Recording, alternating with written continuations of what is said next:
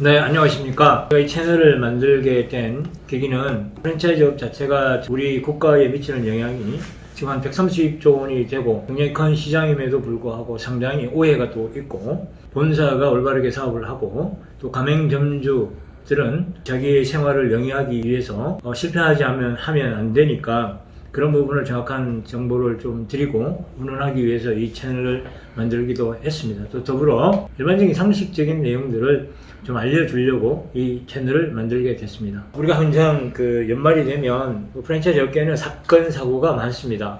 상반기에 있었던 모든 일들, 그 다음에 전년도에 있었던 일들이 항상 연말에 사건 사고가 많이 터지기도 합니다. 여러분들이 머리에 뚜껑 열릴 정도로 들린 소식이 타이어뱅크의 가맹점주가 타이어를 갈면서 휠을 고의로 조작을 해가지고 그런 나쁜 행위로 돈을 번 그 장면을 보고 굉장히 지금 프랜차이즈 본부에 대한 부분도 어떻게 보면 질타를 받고 있는 상황이고, 더군다나 이 문제에 대한 심각한 부분들은 본사나 가맹점주나 사업을 하면서 이 도덕적으로나 윤리적으로 하면 안 되는 행위를 했기 때문에 지금 이렇게 질타를 받는 거 아니겠습니까? 그래서 오늘은 본부와 가맹점 또 고객 입장에서 한번 이걸 정리를 해보겠습니다. 저희 방송에 아직 구독을 누르지 않으신 분들은 밑에 빨간색 버튼을 꼭 눌러주시고 이 방송을 계속 시청해 주셨으면 좋겠습니다. 고객 입장에서 고객의 자동차에 있는 카메라에 자동차에 찍힌 내용을 증거가 발단이 돼서 가맹점주가 고의로 타이어와 휠을 휘는 장면이 찍혔기 때문에 거기에서 이제 이 외부로 노출이 되게 되고 온라인에 나오게 되고 이렇게 해서 이제 알려지게 되는데, 이거는 근본적으로 행위 자체 부분이 나쁘기는 하지만 문제가 생겼는데 점주가 적극적으로 문제 해결하지 않았다는 거죠. 물론 해결하기 이전에 그런 나쁜 행동이 있는지 없는지는 경찰 수사에 의해서 밝혀지겠지만 가맹점주와 이 고객 사이에서 일어난 행위로 봤었을 때는 분명히 고객 입장에서는 불법을 한 거고, 이런 문제가 되기 전에 자기가 잘못을 시인을 하고 용서를 구하고 그 부분이 어떻게 보면 가장 중요한 부분이고, 고객에게 무시를 했기 때문에 고객이 온라인에 유튜브에 이렇게 유출을 한 거에서 이제 일반적으로 이게 퍼지게 알게 됐는데, 결국은 가맹점주가 대응을 올바르게 하지 않았다는 게 문제가 있고요.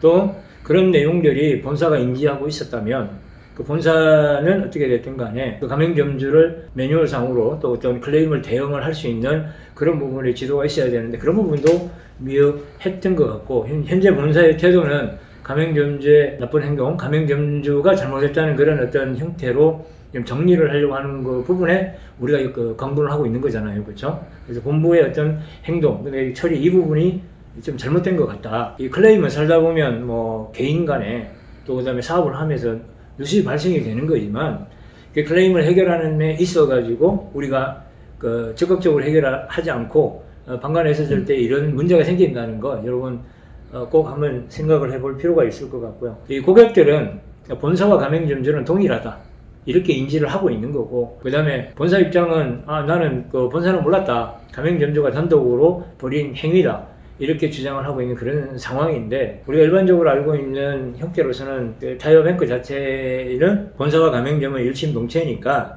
너희들이 같이 하지 않았냐, 본사는 고객들은 그렇게 하는 의심에서 지금 더 화가 나 있는 그런 상태가 아닐까 이런 생각이 듭니다. 제가 우리가 프랜차이즈 사업을 하게 되면 반드시 공정거래위원회 사이트에 정보공개서라는 것을 등록하게 돼 있어요. 그래서 언론에서 자꾸 가맹점이다, 위스타 프랜차이즈다 이런 용어를 써서 제가 한번 공정거래위원회의 사이트에 타이어뱅크를 검색을 해봤어요. 정보공개서가 없습니다. 없어요. 그러니까 말 그대로 언론에서 나온 말씀대로 위스타 프랜차이즈 가맹점이고, 가맹점이라는 단어를 썼다면 타이어뱅크는 또 큰 문제죠. 뭐가 큰 문제예요? 가맹사업법을 위반했기 때문에 엄청나게 제재를 또 받을 수가 있는 사항이 남아있는 거예요. 근데 애초에 타이어뱅크는 본사 입장을 아직 안 들어봤지만 우리 프랜차이즈 사업을 한 적이 없다 이렇게 할 수도 있는 거거든요. 서류상으로 보면 법적으로 보게 되면 타이어뱅크는 프랜차이즈가 아닙니다. 그렇기 때문에 이게 언론이나 온라인에서 이야기하시는 분들이 가맹점이 아니고요. 현재 상태는 타이어뱅크 그냥 대리점입니다. 가맹점이 아니고 대리점입니다. 언론에서 계속 이야기하는 부분은 가맹 계약도 바로 해지를 했다. 무슨 가맹계약 해집니까? 가맹 프랜차이즈 사업이 아닌데 대리점 해지지. 그냥 일반적인 전문가 입장에서 보면 어떻게든 자꾸 프랜차이즈로 엮으려고 이 기사들을 쓰고 하는 부분들, 이런 부분들은 잘못된 거예요. 정확하게 법을 알고 이런 것도 타이어뱅크가 프랜차이즈인지 아닌지 공정거래위원회 사이트에 가서 조회만 해보면 딱 나오는데, 그러면 브랜드가 없어요. 등록된 것도 없어요. 타이어뱅크 본사 입장을 정확하게 들어봐야 되겠지만 수사를 하다 보면 나오지 않겠습니까? 이 회사는 뭐 말 그대로 등록을 하지 않고 대리점 사업을 한 건지 아니면 위장 가맹 사업을 한 건지, 그게 밝혀지면 본사는 엄청난 지금 타격을 입게 되는 거죠.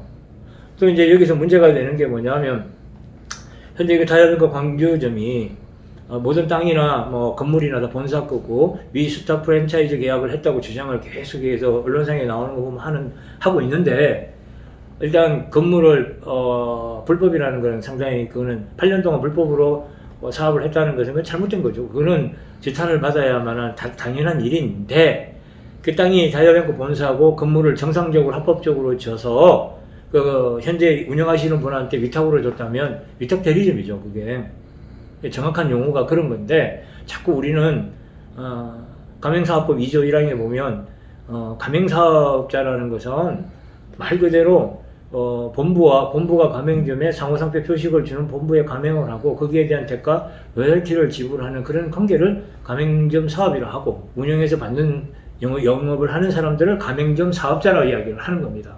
근데 그런 것들이 아닌데 자꾸 이렇게 이야기를 하고, 자기는 본사에서 다 투자하고 바지 사장으로서 위탁 계약을 해서 나는 그냥 바지 사장이다, 이런 식으로 이제 검찰에 가서 언론에서는 가맹점이라고 하지만 제가 볼 땐 대리점주인데, 그분이 그렇게 계속 주장을 하는 거죠. 이제 본사와 대리점 사이에 서로가 이제 어떤 피해 관계를 회피하려고 지금 이제 수사 과정에서 이런 내용들이 나오는 것 같습니다. 어떻게 보면 이탈 행위로 이렇게 몰아가니까 우리가 지금 일반 소비자들이나 이런 분들이 되게 지금 화가 많이 나 있죠. 매출 목표를 세워서 그걸 갖다가 강요를 해놓고 강요한 거에 대해서 매출 달성 못하게 되면 뭐 이상한 제재를 하고 뭐 여러 말들이 많이 나옵니다. 사업을 하다 보면 어떤 계약 관계가 명쾌하게 설명이 되는 데서 우리가 이걸 이해를 해야 되는데, 가맹점인지 대리점인지 그것도 모르는 상태에서 이렇게 이야기하면 안 되죠. 지금 명확한 그런 계약 관계나 내용이 밝혀진 사실이 없는 상태에서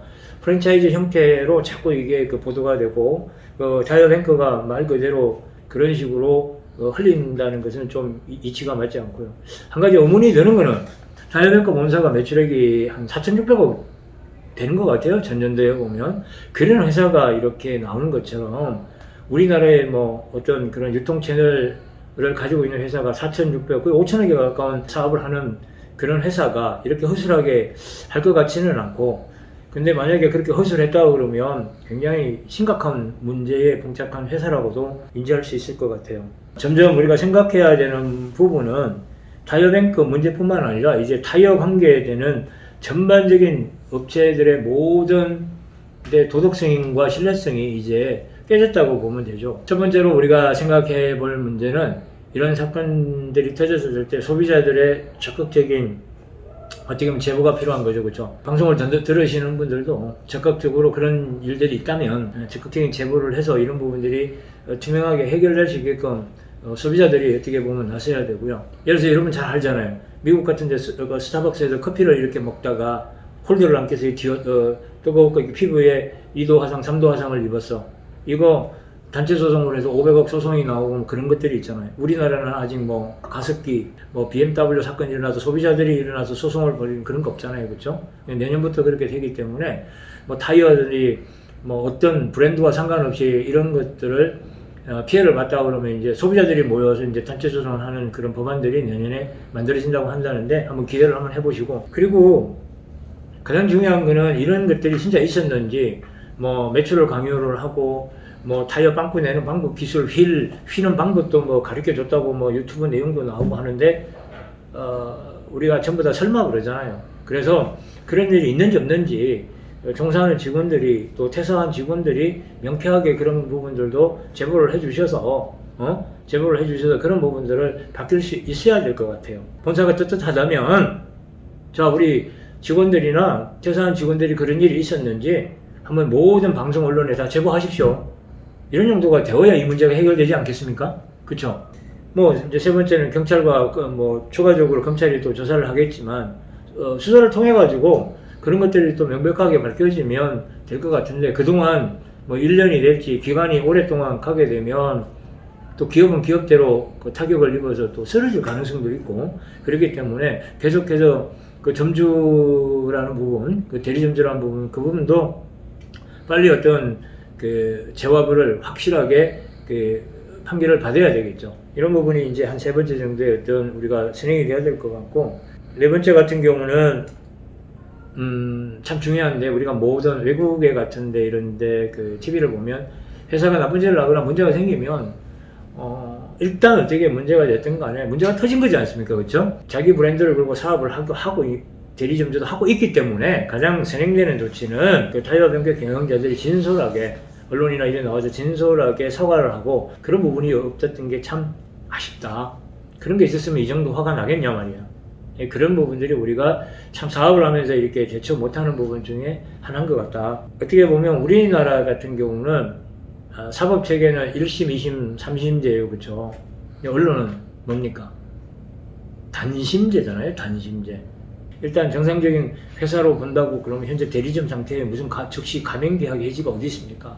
가맹사업법에서는 작년에 가맹사업 공정화의 법률에서는 즉시 해지 조항이 없어졌어요. 다 판결이 난 뒤에 본부는 가맹점이라면 해지를 할 수가 있어요. 옛날 같으면 뭐 그 샤브샤브 전문점에 점원이 그 고객 임신부 배를 막 이게 발로 찼다고 해가지고 난리 난 적이 있었죠. 그런 거 나중에 막 그 가맹점 막 즉시 해지하고, 지금은 그런 게 법적으로 불가능해요. 대한민국에서 가장 강력하게 모든 법규가 만들어져 있는 게 프랜차이즈입니다.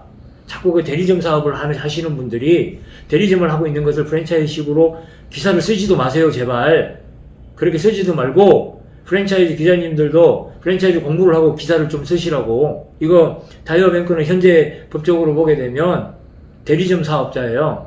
대리점 사업자라면 뭐 즉시 해지를 해도 되는 건지 모르겠는데, 프랜차이즈 본부가 있고 프랜차이즈 가맹점이 있고 정보공개서가 공정거래위원회에 등록돼 있다 그러면 죽닥해나 대한민국에는 가맹점이 그 안에서 살인사건이 나도 즉시 해지가 안 돼요.